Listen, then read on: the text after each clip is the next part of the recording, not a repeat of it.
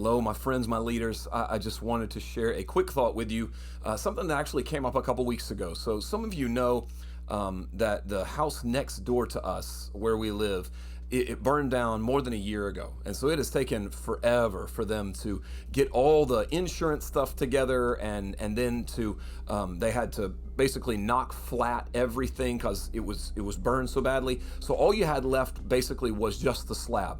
And now we've gotten to watch over the last 5 months, 6 months, give or take, the rebuilding process of this house. And so they're building it back, and they're making good progress on it now. It's not all the way completed, but they've made a lot of progress on it. And so one of the things though that really has affected our life. So you would think, it's an eyesore, right? But 2 weeks ago, it was a Saturday morning, if I'm not mistaken. It could have been 3 weeks ago. I came downstairs, and I usually get up early. I don't sleep in. Now, I might not do a lot, when I first get up, but I typically don't sleep in very much. Just, I don't know if my age or whatever, but I came downstairs, and so I was going to read or do something, and I like it quiet. So I made some coffee and I sat down, and then not very long after I had gotten up and gotten downstairs, I was greeted with noise, right? Like just the pounding of hammers, boom, boom, like just there was this constant noise, just banging and banging and banging. And so, my quiet morning was gone, right? That's out the window. And as I was sitting there, at first I was a little bit irritated, right? Because this is my Saturday morning, and I want my Saturday morning to be quiet. I want the time that I have to myself to be to myself. But as I sat there and I was kind of just praying, and God checks my attitude pretty quickly, pretty often. So that's not uncommon for me. But as I was sitting there and just sort of praying through this frustration, like just sort of God dropped into my spirit, laid on my heart this idea that construction is always noisy. Construction is always noisy, which means, and so here, follow me if you will, progress is always noisy. Anything that's going to be built is going to create some form of chaos or noise or discomfort. It's always going to displace what was, because what was is not what is going to be. And so construction is noisy, and progress is noisy, and building things is noisy. And so building things can inconvenience those around the project. Whenever there's a building project nearby, if you're not one of the ones building, you will probably be inconvenienced by the chaos, the noise, the mess, the stuff laying around. I know for a couple months there was plywood and 2x4s and supplies sort of laying out either in the front yard of that house or just inside the garage once they got sort of the structure built. And so it was just an eyesore. Every time I pull up to my driveway, I'm confronted with this mess, right? And so it didn't matter what I did. And you guys know my relationship with my yard and with the HOA, so I'm not a big yard guy anyway. But when I cut the grass, I want the house to look good because I don't want to do it that often. And so if I'm going to put in the work, I want it to look right. But after I would tend to the yard and tend to sort of the stuff out front, I would step back and look at the house, admiring, my creation, my work. And I would realize that, 15 feet over, there is this pile of junk. But that is absolutely the price of construction. That's the price of progress. And so I want you to hear me. If anything is going to be formed or built, first of all, we're going to have to commit to the noisy seasons when we'd rather it be quiet. If anything in our life, if anything in our church, if anything in those who we're leading, if anything or anyone is going to be built or formed, then we are going to have to commit to the noisy seasons when we would rather things be quiet. Also, second, we're going to have to compassionately celebrate those noisy seasons. So I had to, in my mind, when I heard the banging on that Saturday morning, what had to happen in that moment was I had to say, yes, it's inconveniencing me and I'm going to have to endure this noisy season, but what was a burned out shell of a house that looked terrible, looked like it was going to fall in at any moment, is now being constructed, reconstructed, reformed. It's being rebuilt so that it once again is inhabitable and it's beautiful and it has value. So all of that comes at the cost of noise, And I have to then compassionately celebrate that season, because the discomfort and the frustration are not the end of the story. They're the middle of the story. And so by faith, I'm looking forward to a time when that family's going to move back in, when things are not going to be noisy, when it's going to be finished and everything is going to be wonderful. Now, can I take you to the scriptures? Ephesians is my favorite book in the Bible by far. But Ephesians 4 is one of those passages that as a leader, as a pastor, as a minister, and can I tell you, whatever you're leading as well. Some of you are leading children, some of you are leading students, some of you are leading married couples, some of you are leading young adults, some of you are discipling people, some of you are doing your best to be influential in the church, some of you are teaching, some of you are just sort of, that one-on-one sort of mentor relationship. Can I just tell you that when we come back to what are we supposed to do in those shepherding, leadership, priestly sort of roles, Ephesians 4 is by far my favorite chapter. We get back into what Paul defines as the way that this is supposed to go. So let me just brush over a couple of things. So he's going to say, right? In verse 11, chapter 4, verse 11, and he gave the apostles, the prophets, the evangelists, the shepherds, and the teachers. 5 ministry gifts, right? So Paul says there are 5 sort of ministry leadership gifts that God has given the church so that the church can become what it's supposed to become. Now immediately he gives the 5 gifts. Now look at verse 12. To equip the saints for the work of ministry. First of all, I want you to see this. As leaders, our job is to replicate in those people we are leading the ability to then lead and move forward. We are equipping people. We are not becoming what they need us to be. We want to help them become what they are supposed to be. The leadership of the church is not supposed to carry every burden on their own. The leadership of the church is supposed to equip the saints for the work of ministry. To equip the saints, right? But then it's this next line that is so powerful. To equip the saints for the work of ministry, for building up the body of Christ until we all attain to the unity of faith. It's that expression that once again came flooding back. We are equipping the saints as leaders for the building up of the body of Christ. That word in the Greek is the same word that we get our word edifice from. An edifice is a structure. It's a formed structure that is designed to be filled. And what is so beautiful about this is that nothing is built without noise. And nothing is built without temporarily creating a lien on our peace.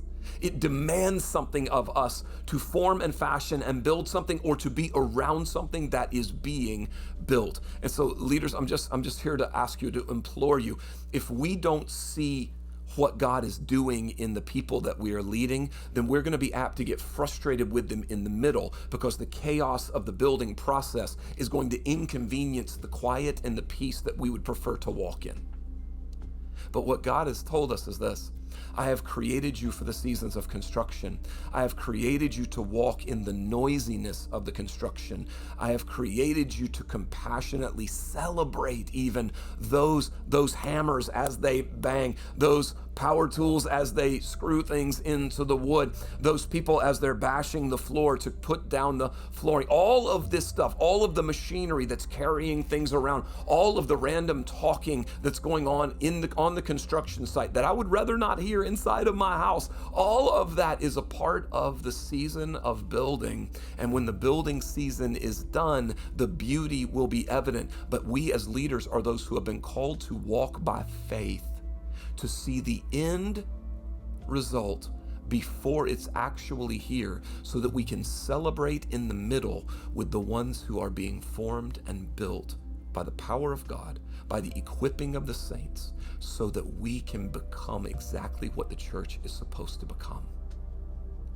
There's this old story I'd read, I think it's an old story, but Gordon Johnson in a sermon called Finding Significance in Obscurity, he told this story. He said there was a man that came to a construction site, and and stonemasons were working, right? So they were shaping and forming and cracking stone, which they did at that house next door to me as well. I got to watch some of this in the afternoons as I pulled into my driveway. But this man came to a construction site, and he started talking with the stonemasons, and he came to the first stonemason, and he asked him, he said, "What are you doing?" And the stonemason said, "Well, can't you see what I'm doing? I'm chipping a stone." So he moved over to another stonemason and he asked him the same question. He said, "What are you doing?" And that stonemason looked at him and said, "I'm building a wall." He then walked a little bit further into the construction site and he found a third stonemason who was working, and he looked at that stonemason and he said, "Hey, will you tell me what it is that you're doing?" And that stonemason looked at him and he began to smile and he said, "I am building a cathedral." You see, the first stonemason, the second stonemason, and the third stonemason were all doing the exact same work, but their perspective of that work was completely different. And so the first stonemason was simply chipping rock, and the second stonemason was simply building a wall. But the third stonemason had the vision to see, I am building for something beautiful. I'm not just doing a job, I am looking into the future. And can I tell you, as leaders and as guides and as shepherds, as parents, as fathers, as mothers, man, when you're working with those children, you cannot simply see the frustration of the moment as chipping a rock. You have to see the building of a cathedral. When you're working with students, and some of you, when you're worshiping with students and you think, man, why are they chatting it up in church? Why do they look the way they look? Why aren't they like we want them to be? Some of you parents, why aren't my kids doing it like I'm asking them to do it? Can I just tell you, there has to be a compassion in us that says, I am looking into the future because I truly believe that what we are building in these students, in these children, in these lost prodigals that are coming home, what we're building in these moments is not just the chipping of and breaking of stone, but it's the crafting and creating of cathedrals. That's what's happening as we allow the chaos of formation to build the beauty of the church. And I just want to give you some perspective. Can I tell you just transparently, as a pastor, one of the things that I have to do is I have to look at the things that are in front of me, the issues, the problems, the frustrations.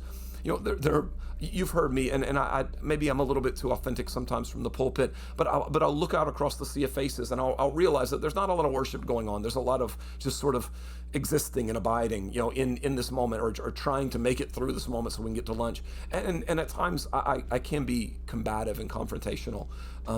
But can I tell you, I am in my best moments, every one of those things that I see, every one of those things that grate on me just a little bit, Jesus is teaching me day by day to see those as cathedrals that are being built, not just as rocks that are being chipped. And I would just invite you into that perspective. And so can I just give you this? This is the one exercise I'm going to give you, and I've already gone longer than I wanted to. I want you to take the one or two hardest things that you're facing in the church right now, in your life as a leader right now. Is it getting people together? Is it getting that one person you've been pouring into to actually make some better decisions? Is it that problem kid that you've been facing in kids' church or on Wednesday night? What is the one thing? Is it that married couple that they keep wanting to drift apart, but you're doing your best to pray over them, intercede for them, and give them the tools that they need to stay together? Whatever those one or two most difficult things are for you right now in the ministry that you're working in the space that you're working. Maybe it's some volunteers that you're working with that won't commit, they show up, like whatever it is. But can I just tell you, maybe right now, or wherever you are right now, or over the course of this week, what would it look like if you were to look at that from a different perspective, not just as a stone that's got to be chipped and broken in half, but what if you saw it as a cathedral that was being built? What if you looked beyond the moment of problem and toil and started to see the moment of full creation? How does that motivate you differently, right?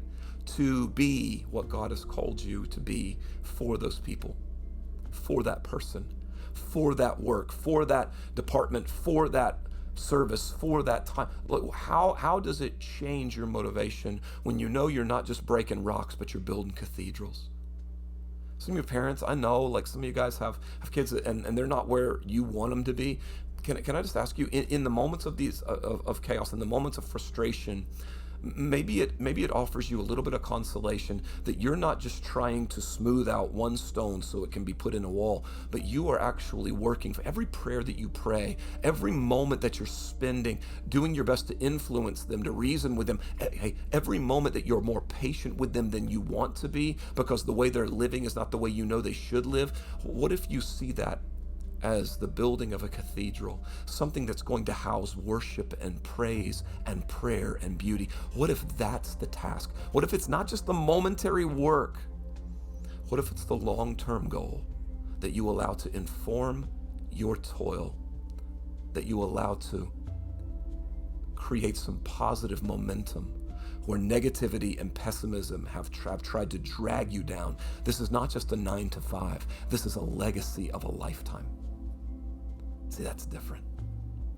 Everything we come to in the church as leaders, almost all of it has to be seen in this way, or else we run out, we burn out, we lose faith, we start to doubt, we think, God, I'm not here. It transplants in leadership. People who leave the church because they're frustrated, I just think more often than not, that's not because they're not able, and I don't think most of the time that's because they're supposed to leave. I think it's because they get frustrated with where they are, and they're not seeing the end with eyes that allow them to be energized. They're seeing the up close, and it's discouraging them.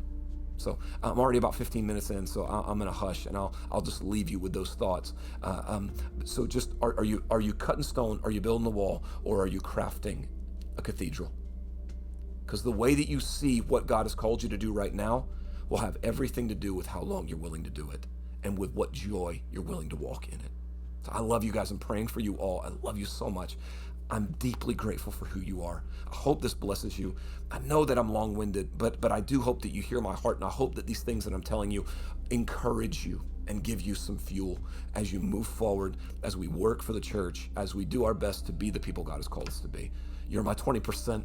You guys are doing 80% of the work, and I love you so much for it. Deeply. Thank you. Blessings.